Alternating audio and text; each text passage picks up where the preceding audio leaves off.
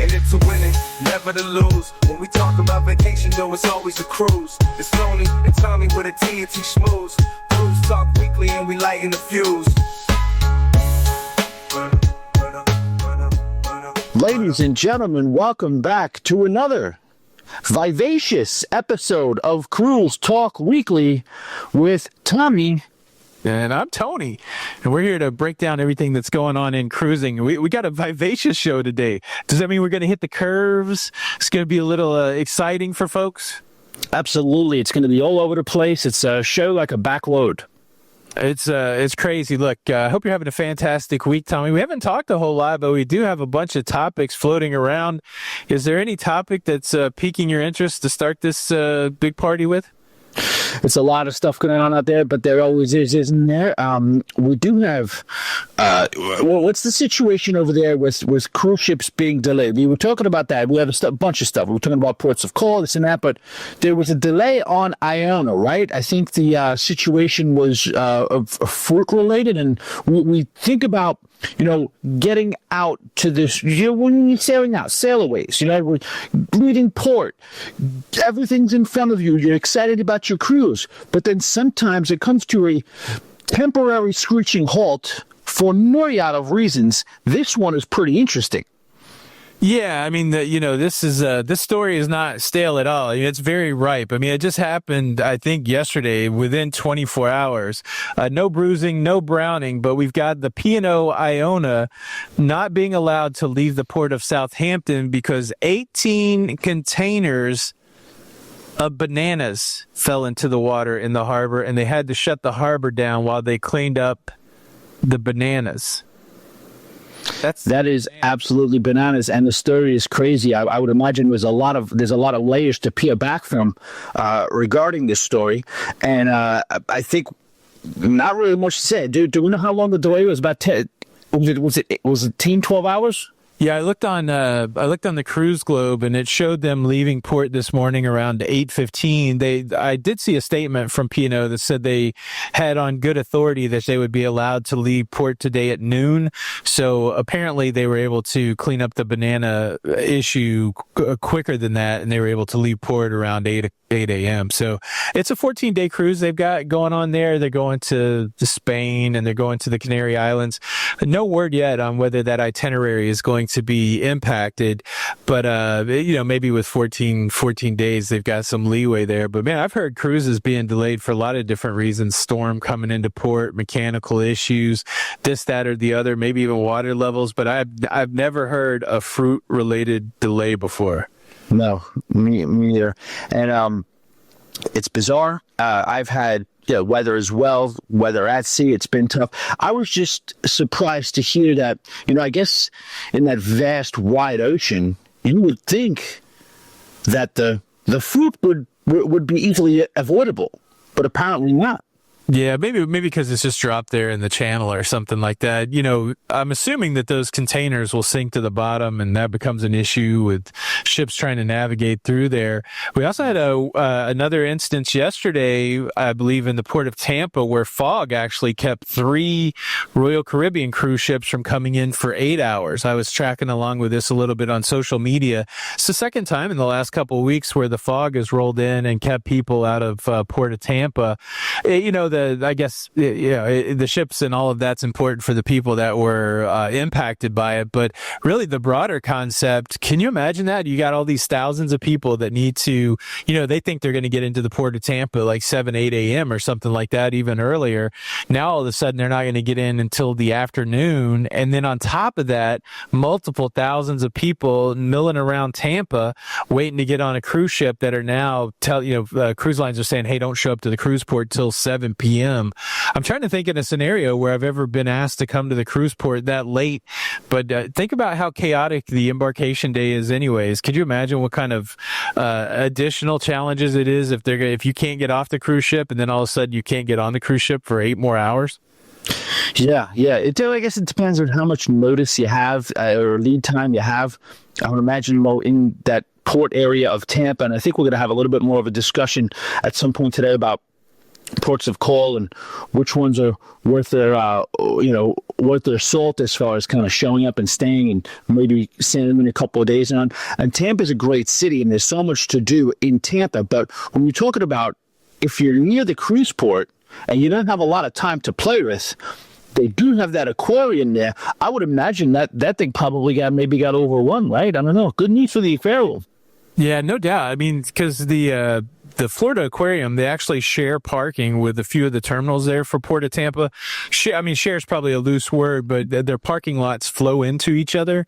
So you could easily park your car for your cruise parking if there's parking available. Because again, you've got all these people that haven't disembarked, right? So normally the cadence is people come home, come back from their cruise, they disembark the cruise ship 7-8 o'clock.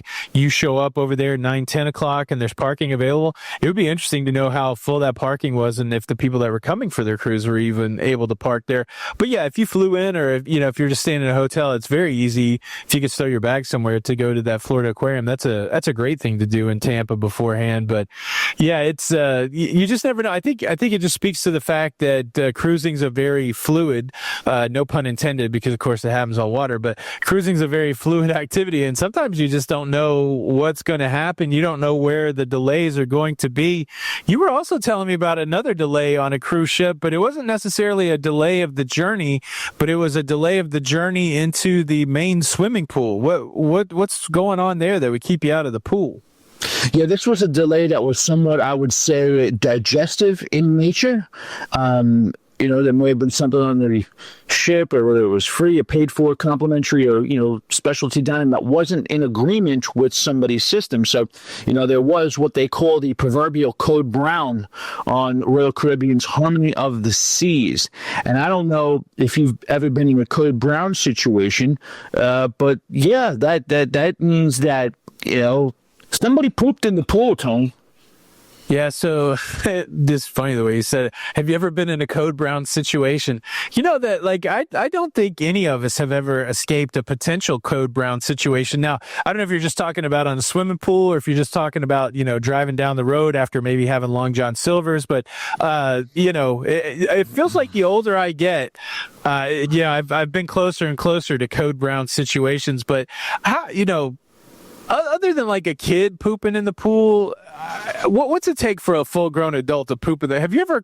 I don't think I've ever come close to pooping in a pool at any point in my life. I feel like if the rumbling's going on inside of you, unless it just comes on, which that happens certainly, is if some food hits you the wrong way, you can go from zero to I'm in trouble very quickly. But I don't, man.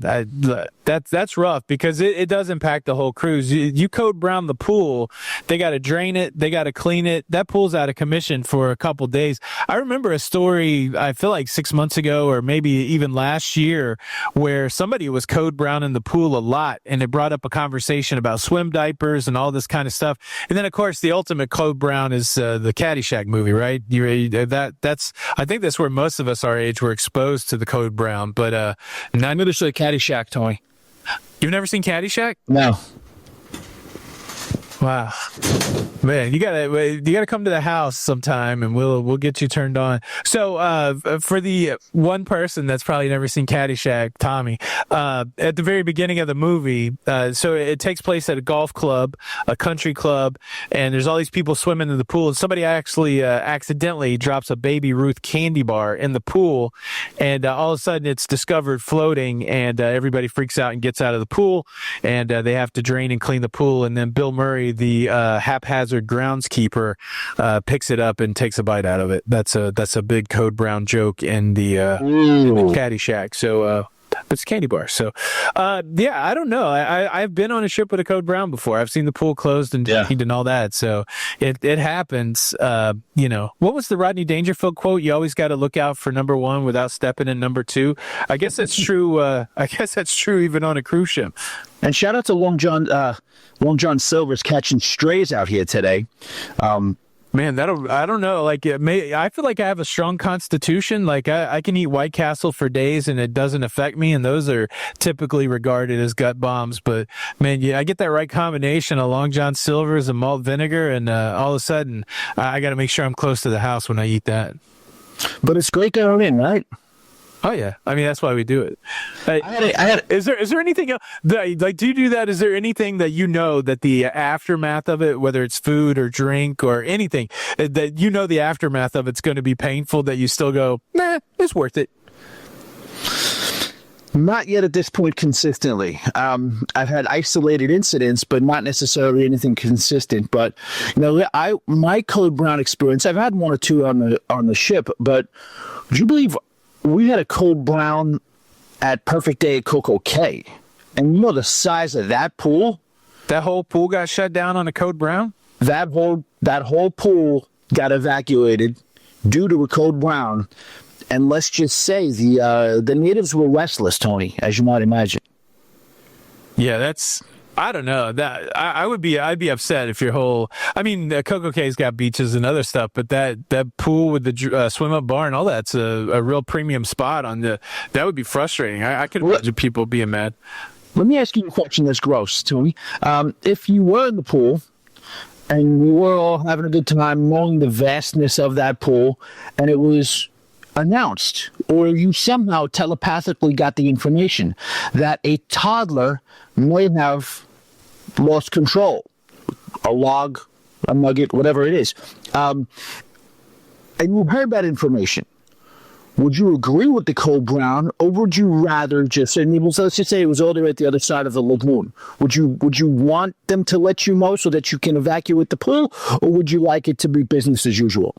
I don't know, man. I think if somebody craps in the pool, you got to get out of the pool. Who knows what the law, again, there's all the chemicals in the pool, and that's a big pool. I mean, is there some sort of formula, poop per volume of water times the amount of chlorine makes it not as dangerous?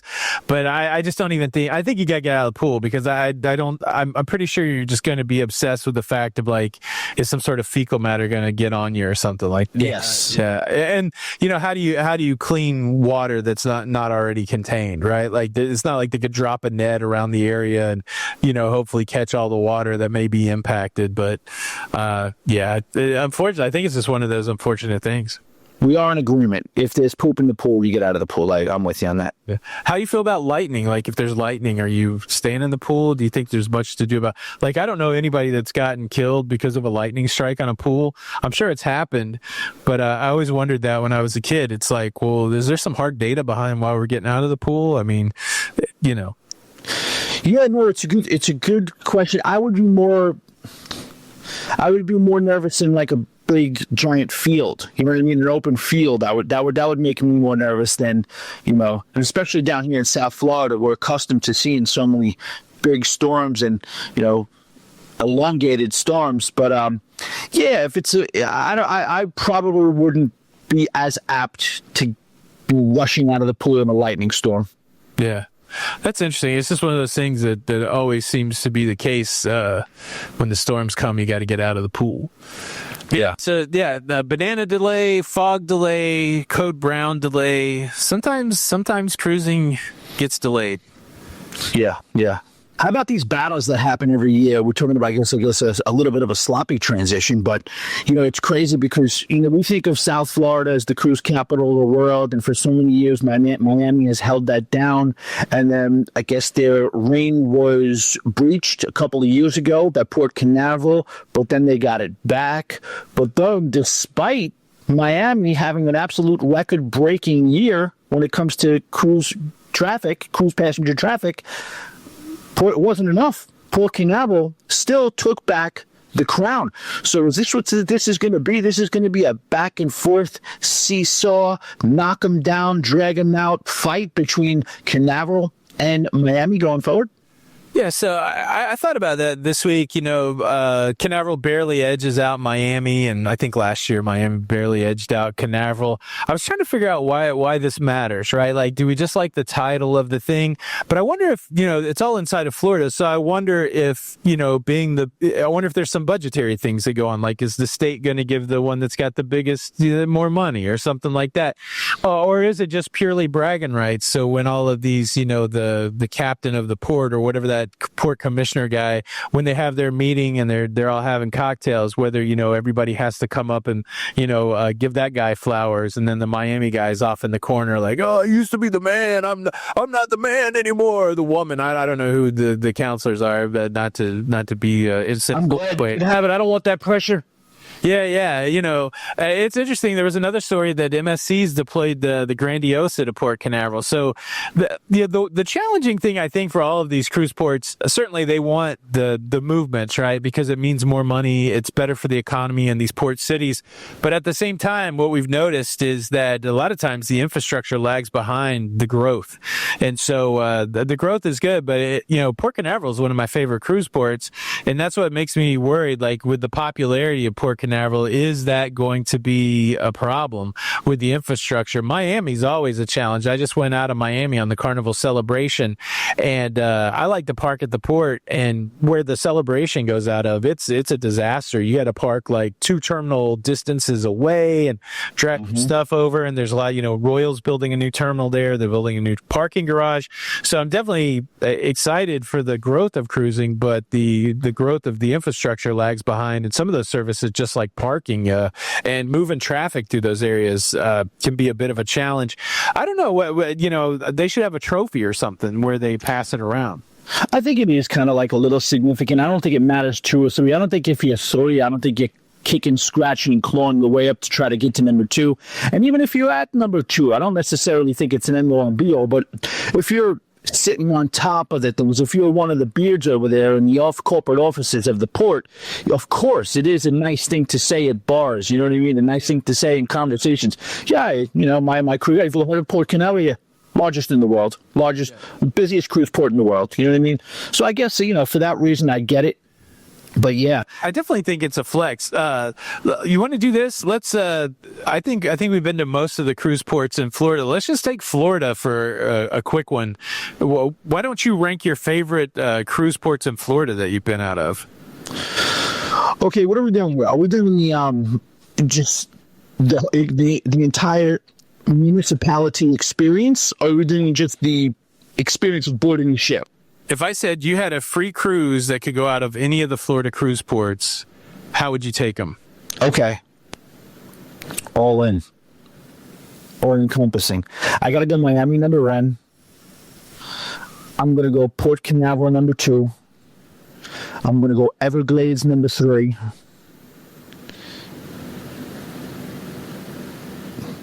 Tampa number 4.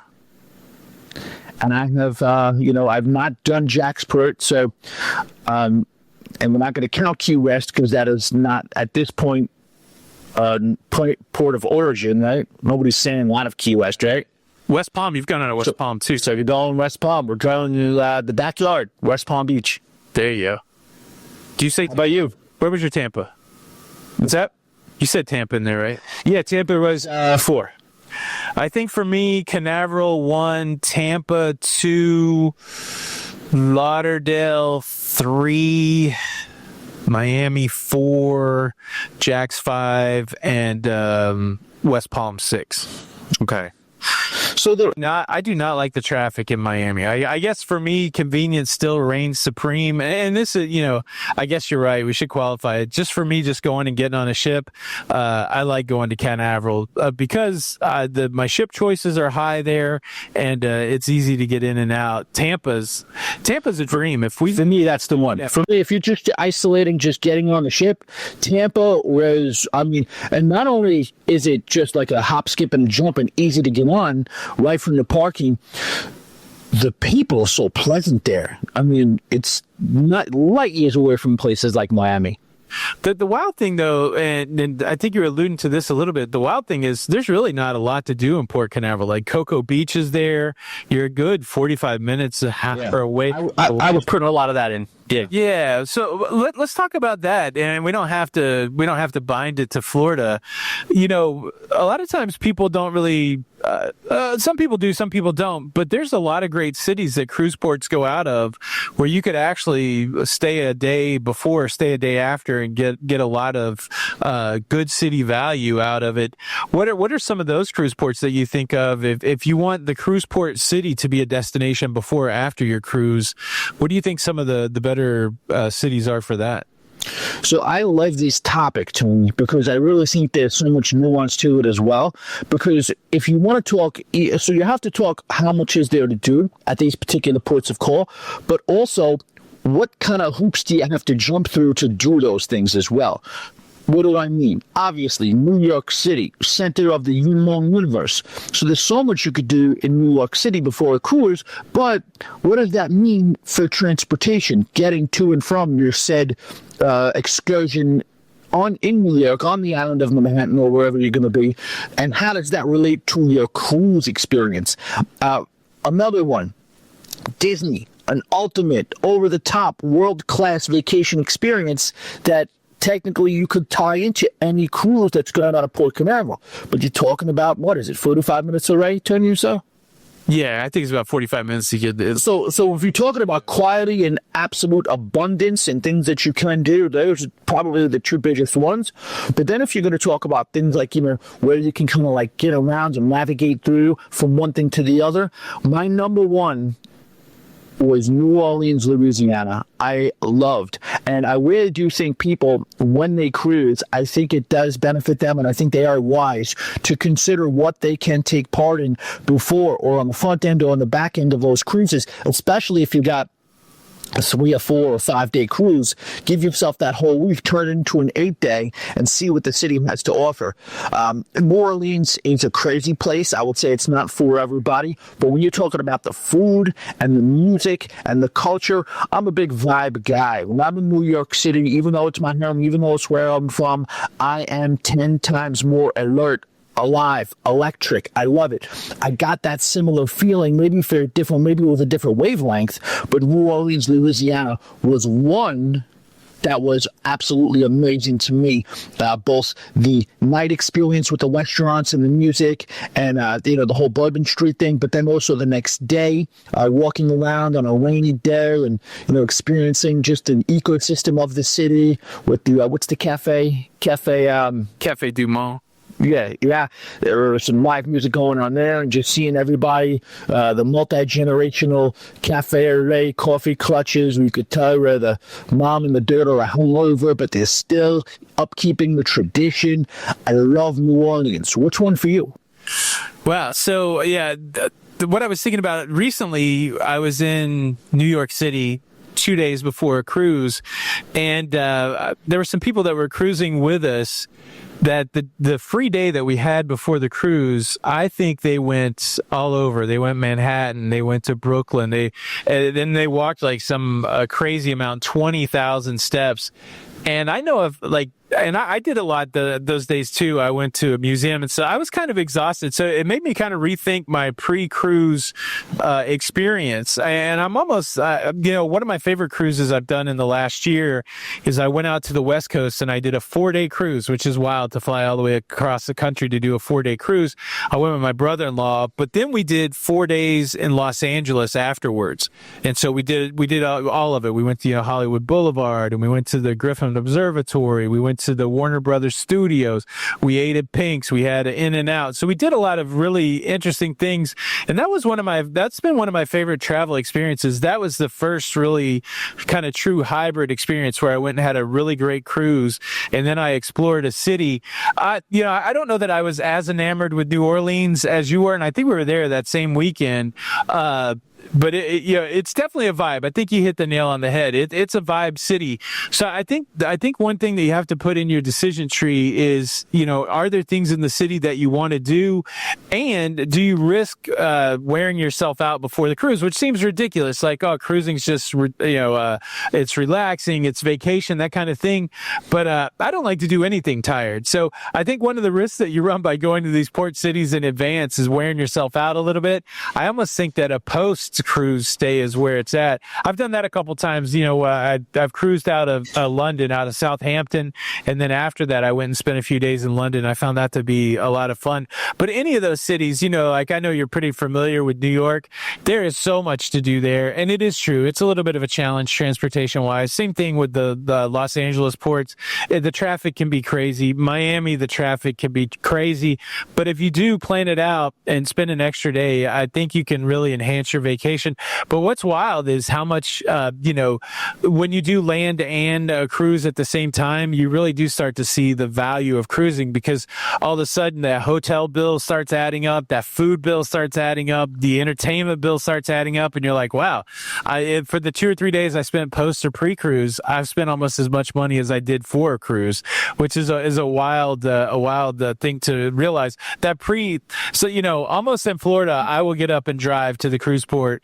I'm a big fan of being in the cruise port, waking up in the cruise port the day of your cruise, just so nothing can hinder your experience.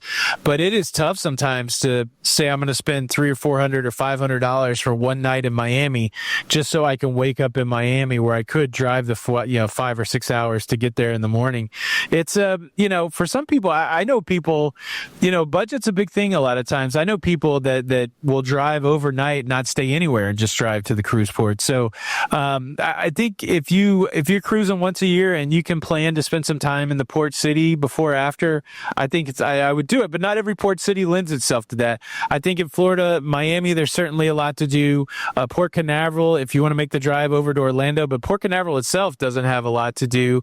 Tampa's got some interesting things to do. Jacksonville, not a ton. You're close to St. Augustine, but once you get outside of Florida, the New Yorks, the Los Angeles, Galveston doesn't have a ton to do. It's just down there at Houston. And then, of course, next year, we're going to have a whole new cruise port on the scene. This is wild. A story came out this past week that the port of Philadelphia they broke ground and they're starting to construct their new cruise terminal called, I think it's called Philly Port or something like that. That thing's supposed to be up and operational in April. That's 4 months from now.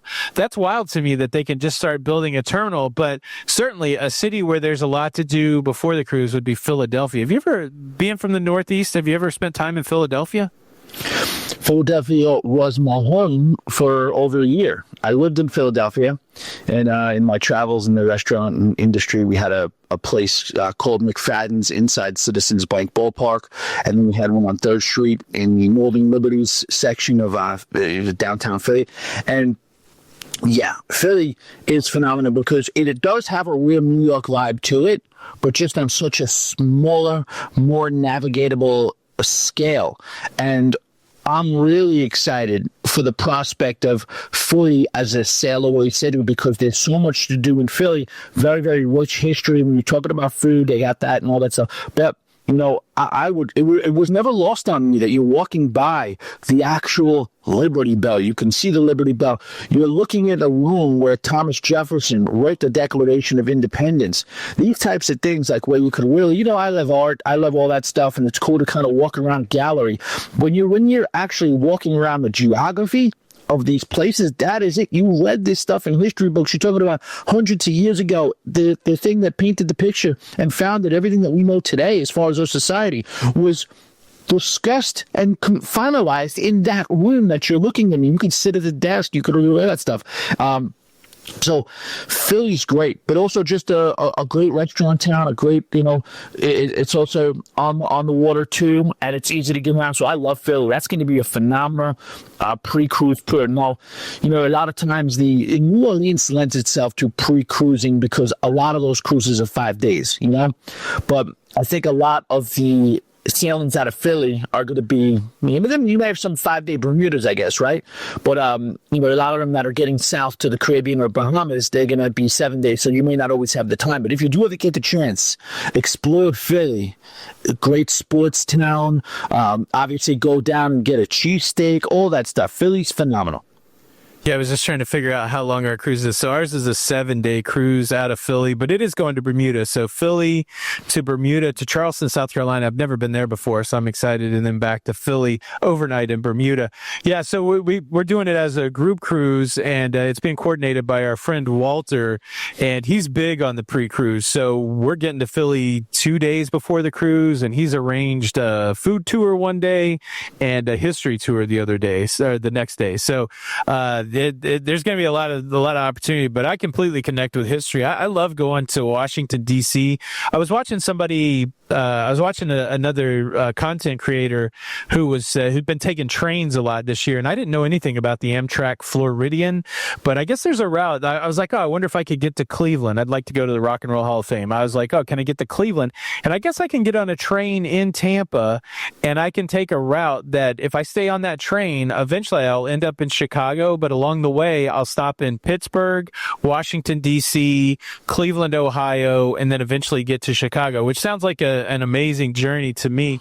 But yeah, if you, I mean, not to cut you off, but if you ever do that, and it is in the season where I am out of the day that they have the chop shop, I'm in on that. But I'll do that with you. But I was going to also ask, when is your group cruise? The group cruise is April the 16th through the 23rd. 26th? April 6th, 2026, coming up. So the Norwegian Jewel, it's the first sailing of Norwegian out of Philly, I think like in 20 years. Of course, it's going to be on that new terminal. And, April 16th through the 23rd. Are tickets still available? There are some, because I talked about it last week, and then Walter got contacted. So I think there's still some slots on there. We got, I think, over 200 in the group. So it's going to be a pretty robust group. But it's, man, if you could go, that'd be great. I'd love to see you take that trip. I think our friend, the Naughty Cruiser, Mike Gormley, who's got some Philly roots. I think he's going to. Oh, yeah. Yeah, it should be pretty interesting. Yeah, I got some interesting travel coming up. The other thing I haven't really talked about much, and I really don't have an official announcement, but I'm actually going to host a small group of people to Ireland this year in June. This guy that I used to work with in the restaurants, I don't know, back in the 90s, he owns an Italian market in Nashville. He's been an entrepreneur in Nashville for a long time. He's owned the Italian market for 25 years. He actually takes people on hosted tours to Italy and to Ireland. And so we're going to co-host a trip for, I think I'm only going to take about 16 people to Ireland. So interesting. I had no idea. That's amazing. My totally non-cruise related. That's awesome. Yeah. That's going to be a new one for me, because I was thinking about this the other day, and this could be an interesting topic of conversation. Every country, I've been to a lot of countries, and all of those countries, I think I feel like it's true. Every time I've slept in a hotel during the travel, every time I've slept during the travel has been in a cruise ship. So I've never gone to Ireland and slept in a hotel in Ireland. I've never gone to Japan and slept in a hotel in Japan, but I've visited cities in Japan. So I'm really fascinated about this idea of doing this kind of thing. But Chuck is, it reminds me of Anthony Bourdain a little bit, not the personality of Bourdain, but the idea that through his contacts with the Italian market, he's taking people to the places where they press the olive oil, like they're sitting in people's kitchens and that kind of thing. And I'm not sure what kind of contacts he has in Ireland, but I do like this concept of, I'm a cruise guy through and through, but I'm excited to try this small group travel on land. So it should be interesting. I like what you said before about the hotel thing. I think cruising gets a little bit of a bad rap unnecessarily because of the lack of immersion sometimes you get in some of these ports of call. People say, how can you really get you really can. You can get your hands dirty and your feet wet in a part of the world and learn about the culture in a pretty short period of time if you're aggressive about doing it. But one thing cruising doesn't give you, like you said, I really, really try to take full advantage of any time I'm in a port city when we're there after the sun's going down, when we see it at night, you see how it behaves, you feel it, like I said, the vibe before, and that is a cool opportunity to get, and despite the fact that I do think it gets unfairly bashed because you can't get culture out of it, cruising, but no, you can't know how a city feels and behaves and kind of just, what it's like being there at 10:45 at night, just watching how people operate, and I always jump at the chance, and I'm always very, very excited to be able to do that on a cruise when you can. So I think it's a phenomenon that you're going to get a chance to do that overseas like that.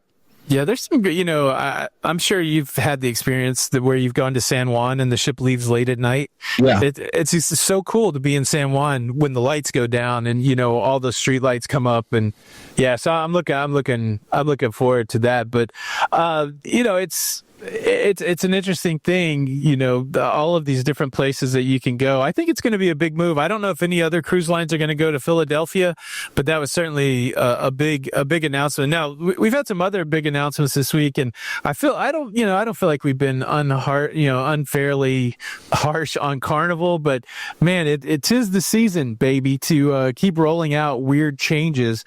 Did you see this thing this week where now they've, maybe I went a little too hard at it, but when I covered it on my show, I said Carnival has increased the gratuity that you cannot remove, right? Like that was the kind of the antagonistic title, but that's exactly what happened. So when you buy a drink package, when you get room service, anything that's basically beyond what your daily gratuities pay for, they're going to tack on a service charge. And I think it's still labeled gratuity. Like when I get a drink in the casino, even though I got free drinks, I think there's a gratuity line there.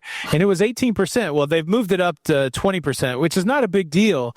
But the challenging thing is, it's on everything. So they have that robot pour your own beer station, 20% gratuity. You place an order to the guy at the seafood shack where they give you a buzzer, and then you're going to turn around when it buzzes and go get your food and carry it back to your table, 20%. Is the tipping culture too ingrained into cruising, and is this going to implode on itself? What do you think about this increase? No big deal, or another indicative of something bigger? So it's to kind of go along with the farce that it's a across the board gratuity. You're right, it's not. It's a service charge. It's a fee. This is actual tangible dollars that the cruise line is considering part of their revenue. Now, of course, we're redistributing it, most of it, I'd like to think, in the form of the gratuity. But yes, they are 100% using it to pay their staff. We know about this from the restaurant business. They call it a tip minimum. We would get $5.35 an hour. You can't live on that because the restaurant knows you're getting tips. Now, how would they do with that and how it's presented to the customer is the problem typical here. But, it is crazy because I want to give a message to Carnival, and all these other cruise lines who may have an issue with us content creators continuously going in on covering these extra charges and removed services and just taking away of value overall.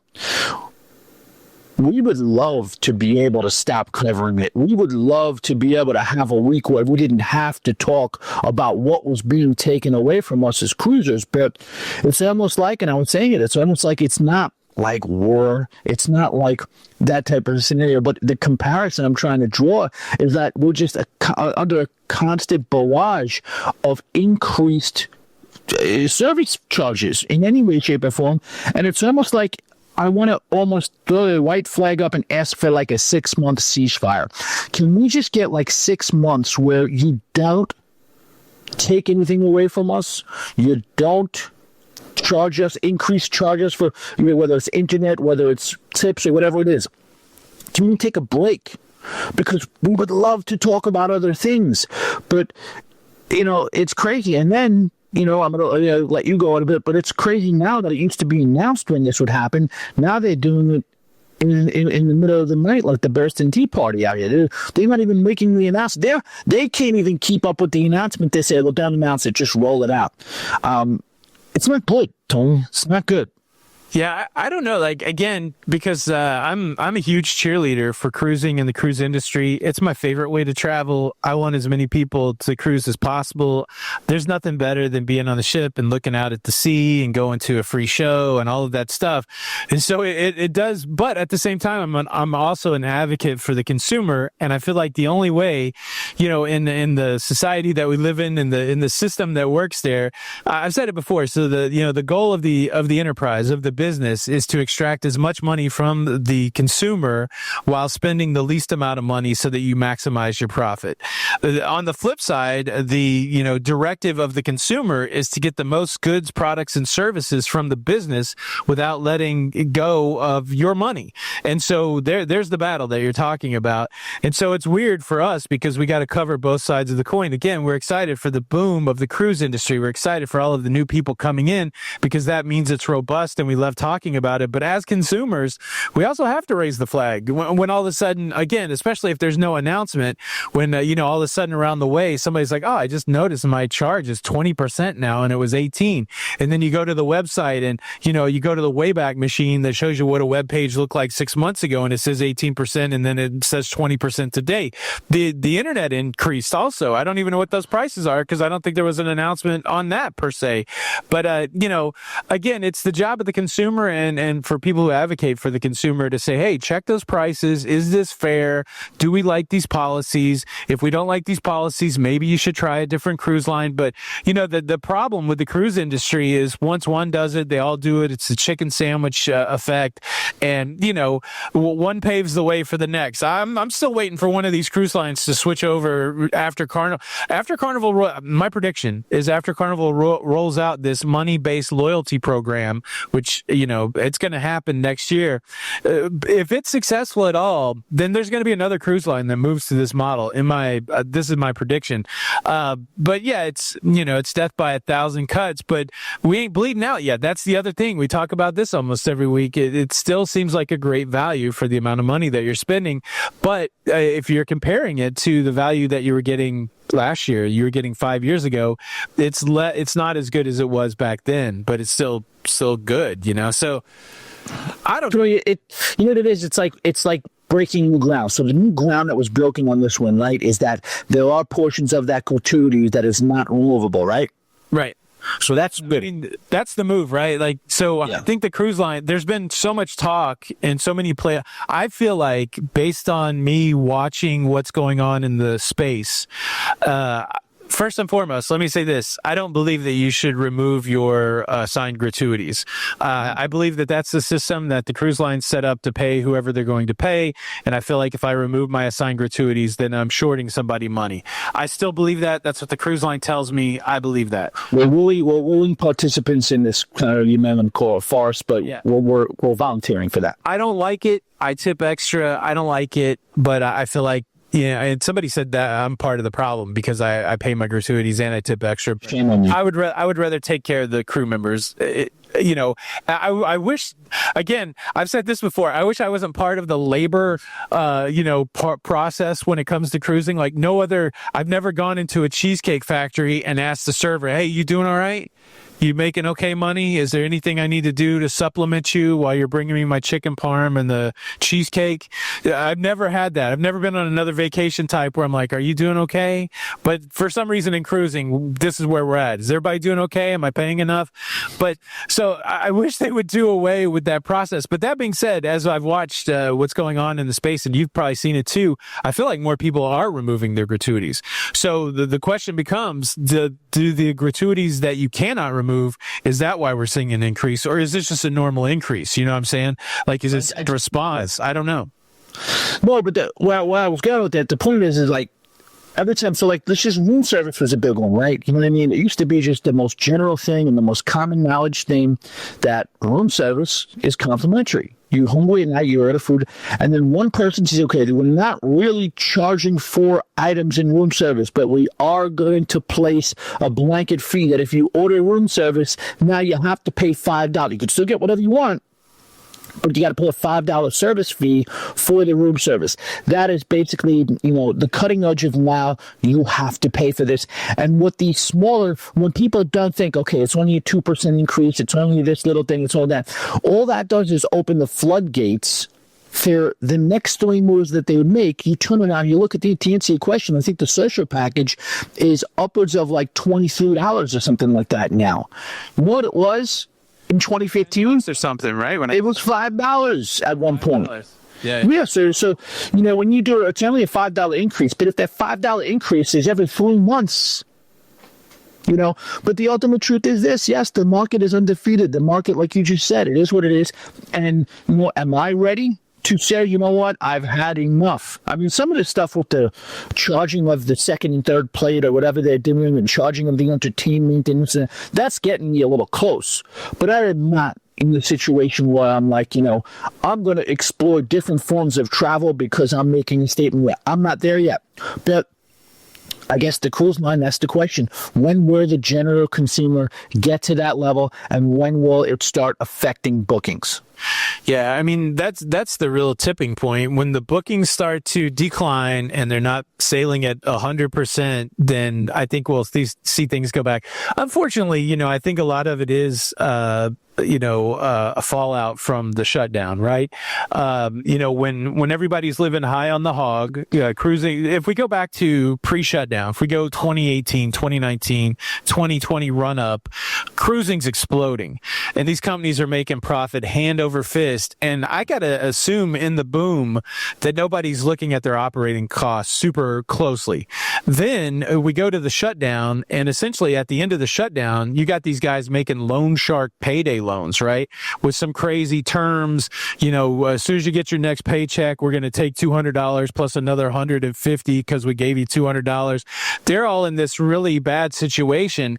And the only way that they can do it is to increase prices to generate more money, which ain't going to fly coming out of the shutdown because everybody's wearing masks, and, they just want people back on cruise ships. Or they can really hone in on their operating costs. And all of a sudden, if you're some bean counter somewhere or just some manager somewhere, and you're going, oh, well, we give free room service, and this equals X amount of millions of dollars per year. If we stop that, boom, all of that goes to help service our debt. And then on top of it, if we start charging a fee for it, then we can really start to see some money come to the bottom line. So I think the shutdown really hurt the consumer. In the beginning, it was great because we cruised on ships that were half empty, and we cruised and we didn't, spend a lot of money, and we got double and triple loyalty days, and it was all beautiful, and we were all like part of the army that was getting cruising going again. But what was going on in the background was these companies were scrambling to service billions of dollars in debt, and really the only way to do it and not wreck their front end model for pricing was to figure out how to cut costs. And I think that's what you're seeing. So we cut costs here, cut costs there. We don't want to pay the licensing on Broadway shows. I think everything's on the table for how are they going to squeeze some money. And I think room service is a great example of it. All of a sudden what was free is no longer free, and we're starting to see gratuities on everything, stuff that we hadn't seen before. So it's it's the business responding to the challenges it had because of that debt, and then it is also that every quarter they got to report profitability to the street to make them still look good as investable companies, and the consumers out there going, well, here's my credit card, I'm still paying. And until there's a time where the consumer doesn't fill those ships up, I think they've got a blank check to do whatever they want in the space. And I guess we'll still be sitting here going, can you believe this? This is crap. I can't believe this is changing now.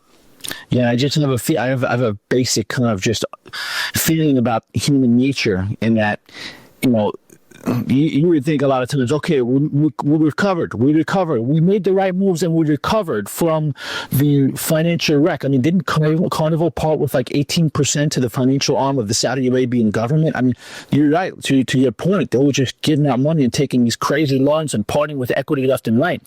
And you'd think, okay, well, you know what? We're back now. We've made the adjustments. That's not what happens. That's not how it works. When they see, wow, look at all the money we saved. Look at the bottom line now. What else can we do?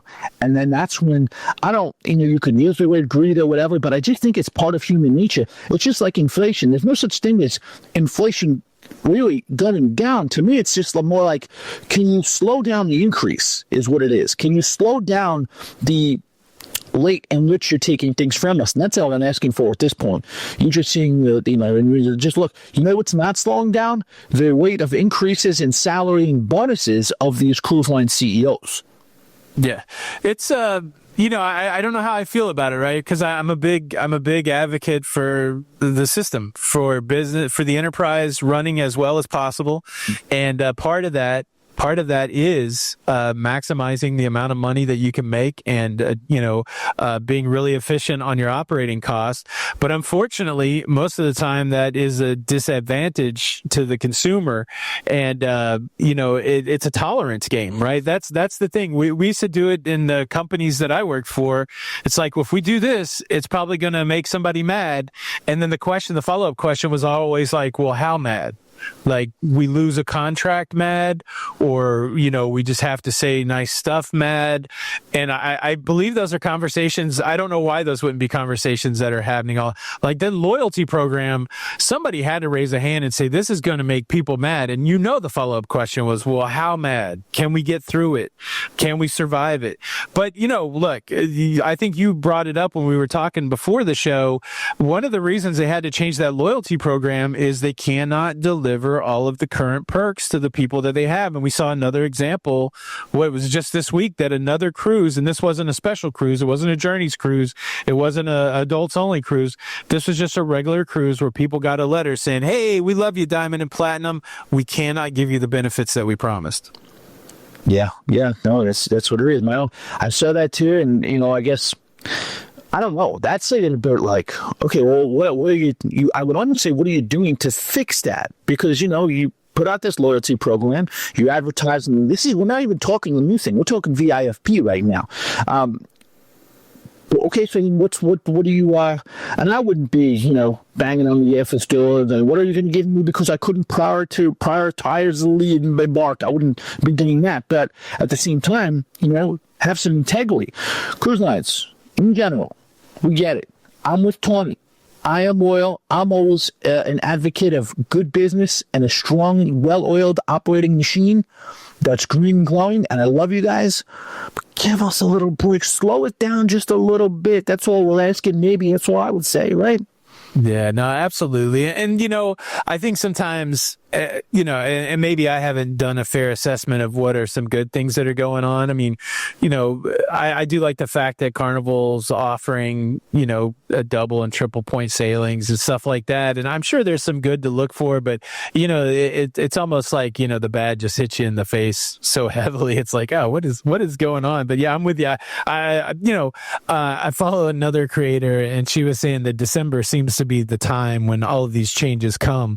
And it's certainly, so far, that's true. It seems like every day when we start to look at what's going on in the industry. That's great. Yeah, that's what. Then do that. Then fold some of these changes into Christmas carols for us. You know what I mean? We are charging more. We're charging more. We're giving less. Give us a little cookie with the the bitter taste of what you're overcharging us for. But there is some good news out there, and I don't know how many. And I don't know how you feel about this port.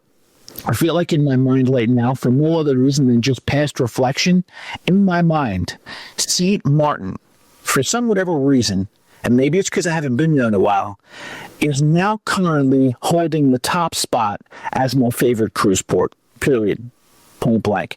And the good news is, when you go there now, the local government has advocated for us by putting in place a $190 fine to those vendors who are going to harass us to purchase their wares. Did you hear about that one?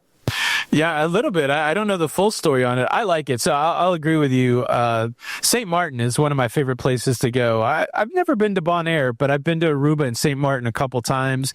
These are the places I really like to go in the Caribbean. There is such a great culture in both Aruba and St. Martin. There's so many interesting things that you can do there. I like it quite a bit. St. Martin's not part of the ABCs. I don't know what I'm talking about. I'm thinking about Curacao. It's stuck in my head, Curacao. But St. Martin is also one of those places that I like to go. But I like the idea that they're going to say, hey, don't harass the people. I remember one of my first cruise experiences, I think it was on my second cruise, I went to Nassau, and I was not prepared. Now, this was Nassau before the current state of Nassau, where they have that nice cruise terminal, where they have a fence, where they keep people out on the front street. I had to run this gauntlet of tourism, and as soon as you got off the ship and hit that gauntlet, it was like people, hey, can I take you here? Can I braid your hair? Almost, I feel like they were touching you. Like it was one of those tight little things you had to navigate to get out of the front of that port in Nassau. And I said to myself, I'm like, if this is what going to a cruise port is like, I don't want to do it. I don't like it. I don't like this at all. But, recently I went to Ensenada, and there's this thing there called the La Bufadora. It's like the blowhole. And it's this wonderful natural thing where water shoots out of part of the ocean or whatever. And what I did not know before I went there is that you had to walk through like 150 vendors to get down there that harassed you the whole way down there. I hate it. I don't like it at all. And, it's a tough thing. Again, the people that are, who bothers me, Tommy? These people that are all like, that are evolved. Hey man, those people are just trying to make a living, and you're going to go to their impoverished country with your American money. You just got to be open to people harassing you because they're just trying to make a living. I don't believe that. I mean, I believe it on an intellectual level. Certainly, people see tourists coming as a way to make their money for the day. I get that, but I don't believe the approach is harassment. And I'm excited. So I guess all that to say, I'm excited that St. Martin's putting some sort of restriction, because that'll ruin the tourist experience. People won't want to get off the cruise ship if they're going to be harassed. Yeah, I've kind of like compromised my what's the word? I've come to a understanding of the whole tourism to kind of like, I guess, because it is kind of like a weird visual when you see these beautiful kind of pristine locations, remote locations with all this beautiful culture, and then we get off the ships and just start flooding things. What do you got for me? What do you have for me? Give me. I get it. And then, you kind of like the other side of it is them coming up to you and harassing you. You want a bracelet? Do you want a painting? Do you want a sculpture? Come on. I don't know if you've had any stories that stick out. You mentioned the Nassau thing. And I kind of have a pretty good method of kind of running that gauntlet. I feel like I'm pretty good. Maybe it's definitely the New Yorker in me that, a lot of times we walk and we look straight forward on the subway, this and that, and I'm able to do that, and I'm able to be polite with it. You know what I mean? I just kind of smile. I try to, I'll make quick eye contact. Like, no, thank you. No, thank you. Oh, sorry, everybody's hey, no, thank you. And then they realize, okay, somebody else is going to be a little bit more like susceptible to this and will leave me alone. But my experience with it was in Jamaica, and I was walking around one of these busier port areas, and you don't really walk around Jamaica per se. That's not necessarily what they recommend you to do. But this was Ocho Rios, and there was a little bit of our gift shop area and a little bit of a touristy area, and there was a group of youths that were like, come inside my store. This is my mom's store. This is my family's store. I'm like, oh, Emma, we're good. And he was like, I just said it to my, I just said it's my mother's store, my mom's store. Ooh, you're not going to come into my mom's store? And they were kind of looking like they were getting a little bit aggressive. And then I was like, well, see, this is the problem. This is why they know the reputation that's out there. What were you talking about it? And the crowd started getting bigger. I was like, this is a little crazy. So it can, in some cases, get a little kind of volatile and a little threatening. But it is a good thing that St. Martin is doing this. And, you can sell to us. We are in the market for a lot of your wares. But it has to be gone about in the right way. And harassment is certainly not that way. Yeah, that's the thing, like, especially like the Ensenada scenario, going through there to go to La Bufadora, they would just call people names. Like, once you got by them, they went from pleasant to angry, which is never a good scenario. And then I was in Cartagena in Colombia, and I was just sitting on a bus, and vendors would stick stuff through the windows. I mean, it was probably the most aggressive place I'd ever seen. If you got off the bus and somehow they understood that you had cash, it was a challenge, right? That's the other thing. That's probably the big pro tip. Don't ever flash your cash, because all of a sudden you become number one for people to come up to you. And then, it's just it's a weird scenario. I was in Grand Turk on a cruise, I guess a few weeks ago, and every tour that you go on, they're very plain, like tourism is our number one source of economy. Like for Grand Turk, that's true. So, this idea, it is weird. When I went to Havana, when I went to Cuba, it was immense poverty, right? And it was such a weird disconnect because, I was excited to go to Havana. I didn't know anything about Cuba. I'd watched the documentary, and you're riding around Havana, and you just realize the devastation of that country based on how history had played out for them. And then there was some guy on my bus like, okay, that's cool, your history, but when do we get to where we can buy cigars? So I feel like there has to be a balance there somewhere where you're mindful of the fact that you're going to another country and another culture and another history and another thing that's different than where you're from. But at the same time, there's places that you go where, the fact that you came there is what sustains that economy. So it's I don't know. It's a hard thing for me because obviously I feel like going to these countries are beneficial, but at the same time, I think what St. Martin realizes is that if you harass the folks that are coming to support the economy, less people will come or get off the ship, Think about it. It's almost like the word you want to throw out is empathy, because yes, it is annoying. It is an inconvenience for me. And like you think your first thing is like, why is this person? Do they think this is a good tactic? Do they think it's smart to harass me about selling this stuff? But then if you go and empathize and you put yourself in their position, and we probably say, well, this guy, he's going to be annoyed by me. I'm going to bother him, but at the same time, I'll either do this or I don't eat tonight. You know what I mean? Yeah. You're going to say, let me bail to the guy. I'm going to bail to the guy. They don't want to bother you. We're in the same position. But unfortunately, sir, sorry, I got to eat. You're getting harassed. It's almost like salespeople. When I was in the city working in China, Utah, and I would just think, or my assistant manager, what I was like, these salespeople that come in, they want to sell you this technology, they want to tell you that. But the follow-up is crazy. Like, why do they continually follow up? And I said, and I'm like, pushing the steam, like, they're not getting paid. They're getting paid if they sell. So, yeah, they don't want to annoy you in the level they're annoying you, but they are killing what they eat, or even what they kill. So the alternative is to not eat. You know what I mean? Yeah, I mean, I think that the tactics must work on some level, right? Like it's a tried and true. Very, very, very well on some people. I mean that, and I think that's why again, like the person's like, well, I'm not going to know this person. Well, you are 100% paying.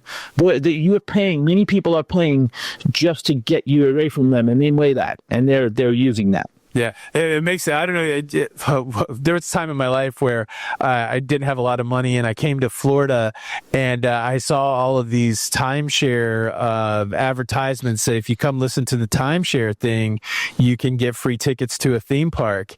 And I was probably in my early 20s, and I was like, well, that seems like a path to get free tickets.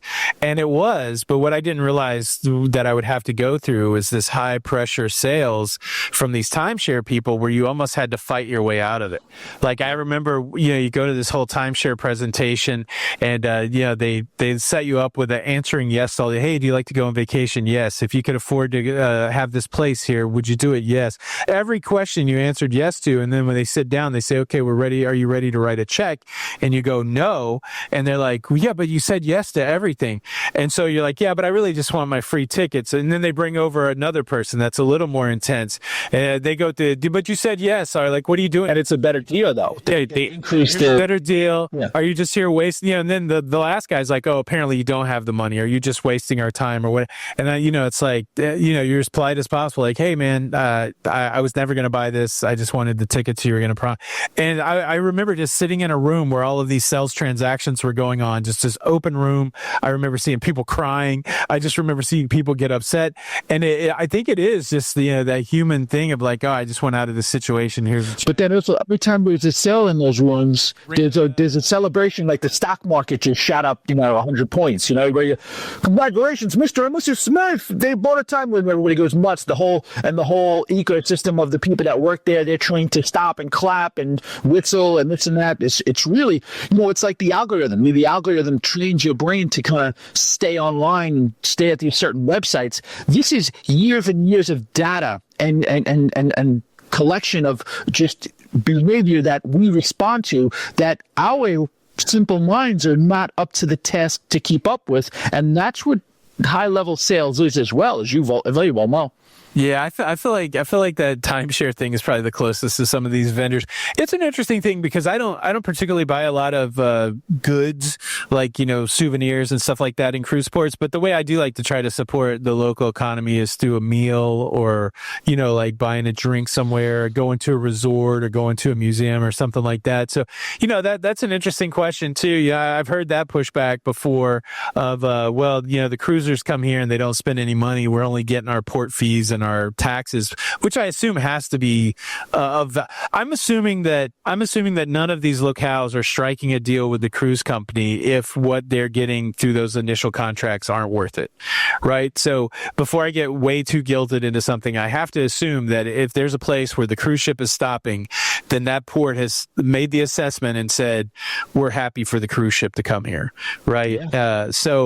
I try not to get, again, there's a lot of people that want to get you hung up on stuff out there. Like, you're a horrible person because you're not spending money on the port or whatever. Even in places like Key West, the Bar Harbor and Maine, where they've had fights and legal disputes to limit the tourism or eradicate it altogether, you know who it isn't? It's never the vendors. It's never the people on the streets. It's never the business owners. They're always counter, I guess, at getting active to try to continue to keep the tourism going. So it's a lot of people's interests are at play, and we do not always coincide. Yeah, it's wild stuff. Wild stuff. Well, Tommy, we've said a lot here on Cruise Talk Weekly. This is episode 13, man. I'm having a wonderful time doing this podcast and trying to keep up with you every week, man. It's good. And honestly, if you guys are out there listening, thank you so much. The podcast exists in two forms, primarily audio if you're listening, and then we also have a video presentation. So if you want to see Tommy and I talking to each other, you can go over to the YouTube channel, Cruise Talk Weekly. And that's really the best place. Like if you want to comment on what we're talking about, there's a really great comment section on YouTube, and we try to get in there and respond. But if you're listening and you can give us a thumbs up on Apple or one of those rankings or whatever, that's going to help the podcast grow, and it does continue to grow. What else? Anything else, Tommy, before we get out of here? Well, like you said, we've said a lot. I echo your sentiment, and I'm having an absolute blast doing this with you and catching up. These podcasts are like, they're very functional, and we like to give the information out and cover the topics, but it is a nice excuse to kind of hang out with friends too, man. And that's what I like doing that every week when it comes to myself and you. Absolutely, man. We got to get to a place where we can cruise and travel together. I think we'd have a good time. Definitely. Well, all right, everybody. Thanks for checking it out. I'm Tony, and I'm Tommy. Thanks for watching. We'll see you on the next one. And it's a winning, never to lose. When we talk about vacation, though, it's always a cruise. It's Tony and Tommy with a T&T schmooze. Cruise Talk Weekly, and we lighten the fuse.